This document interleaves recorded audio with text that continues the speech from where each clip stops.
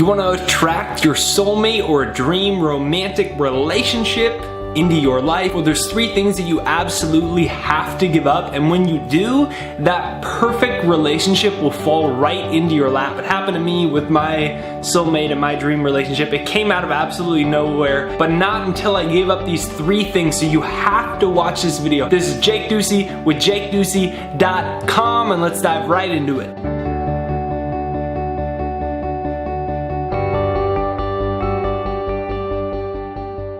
Number 1, if you need a romantic partner or a soulmate, you're probably not gonna get the one that you really want. Needy equals creepy, but in energy terms, because we gotta understand, right? We're talking about the law of attraction on this channel, and the law of attraction is a secondary law to the law of vibration. The law of vibration is telling you that everything that you think is solid is actually energy. If you have a powerful enough microscope and you look at the wall, or you look at the camera, or you look at my body, or you look at anything in the physical world, it is pure energy. That's all it is. And when you think about what emotion is, it's energy in motion.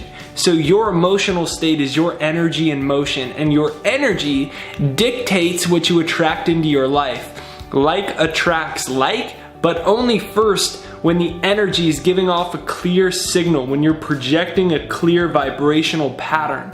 So what is the vibrational pattern of need?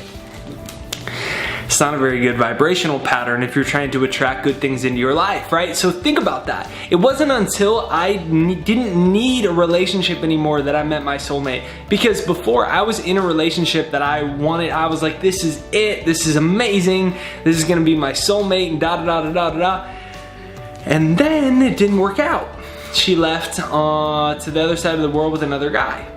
And I was super bummed, but I was still trying to make that relationship work even though it failed. I was in a place of need. I needed this thing to work out.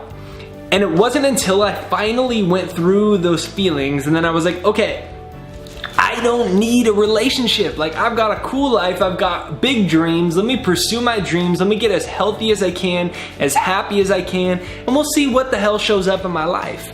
Wayne Dyer talks about it in the last book that he wrote, I Can See Clearly Now. He says that success for him, for the most part in his life, was putting together the pieces that life left for him. And I think that's partially how you find your soulmate. You have to be in this place where you become the person that you want to attract, and you see people all the time wanting to attract a person that's got it all figured out. Maybe, you know, they've got an exciting career, or they know who they are, or they're happy, or they have their purpose. That's what they want out of their partner, but they're not living that in their own life. And it wasn't until I stepped into fully to the life that I wanted to create, and I said, I'll be happy no matter what happens, that I attracted it. So when I did that, my energy shifted, right? I went from a place of need and attracting that energy of need, where you create, when you're in a place of need, you attract and create dependent relationships. Dependent, right? And those are unhealthy. It's where I depend on this person for my sense of self-worth, for money, for anything. It can be a plethora of reasons, but it's a dependent relationship, and it's not innately fulfilling. They say, you know, when 2 people come together, you create a whole. It's not true. You need 2 full people, and the result of that is you create, and that's where a power couple comes from. And so ask yourself, if you need a relationship right now, ask yourself, is that true? And if it is, you're blocking it from coming. And that's okay, but I'm here to let you know. And so the next question is, why do I need that relationship? And then usually what that comes down to is like, maybe I'm not that happy with my career. Maybe I feel really overweight. Maybe I feel very unhealthy.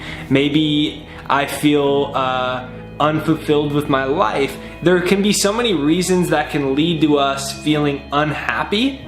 And instead of doing those things, instead of going after your dream career or changing your diet or getting in a regular exercise regimen or getting healthier, making amends with past relationships, instead of addressing these areas of our life, we seek a relationship to fill that void within ourselves. But when you're coming from lack, you can't attract the relationship that's truly meant for you.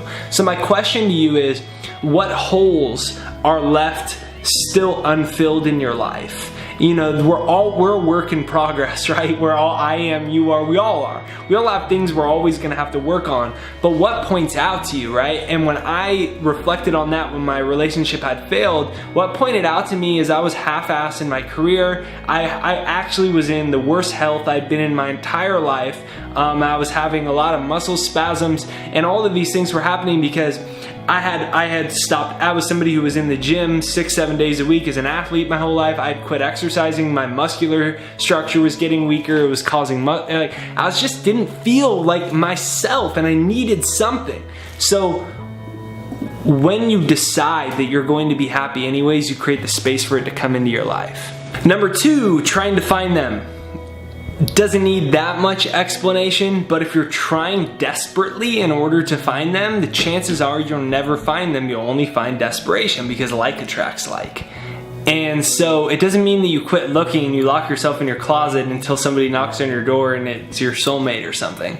But it's noticing your energy and noticing the emotional state you're in. Like, am I feeling that I need to go find this? And what you find a lot of times is people really need to find it, so they spend 2, 3, 4 nights out a week at bar or whatever, dancing all the time, and they're not getting anything done, drinking all the time, and they're out trying because they want to meet the romantic relationship, but the result of that is maybe their happiness in their personal life is suffering. Maybe their social life is great, but that's a small aspect of actual life.